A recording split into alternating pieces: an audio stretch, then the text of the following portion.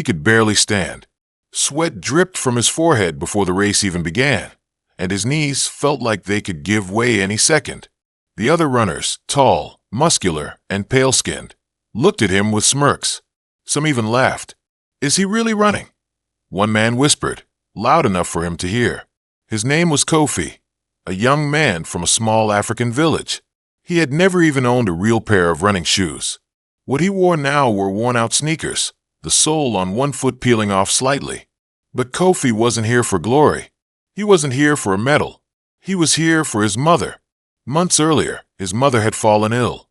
The only hospital that could save her was far away, and treatment was expensive. When he heard about the city's annual marathon, open to everyone, with a grand prize that could pay for her surgery, he signed up immediately. The starting gun fired. Kofi's heart pounded, but he began at his own pace. The white runners surged ahead quickly, some sprinting with confidence. Kofi ignored them. His legs felt heavy, his breath short. People in the crowd shook their heads, already certain he'd be the first to drop out. By the 10th mile, many runners began to slow. Kofi remembered the words of his late father. The race is not for the swift, but for those who endure. He kept running. One by one, he began passing exhausted runners who had underestimated the heat, the distance, and the hills. His breathing became steadier, his body finding a rhythm. By the 20th mile, only 3 runners were ahead of him. He could hear the crowd now, not laughing, but cheering. Some chanted his name, others just yelled in disbelief. With every step, Kofi thought of his mother lying in that hospital bed, her smile, her sacrifices. His pain didn't matter anymore.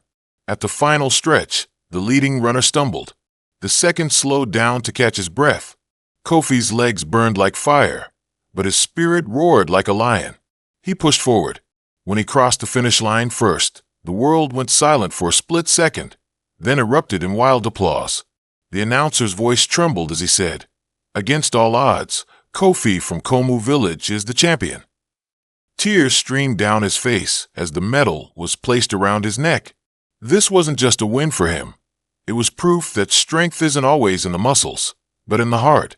2 weeks later, his mother walked out of the hospital, healthy again, and in his village, the story of the weak man who outran them all became a legend told for generations.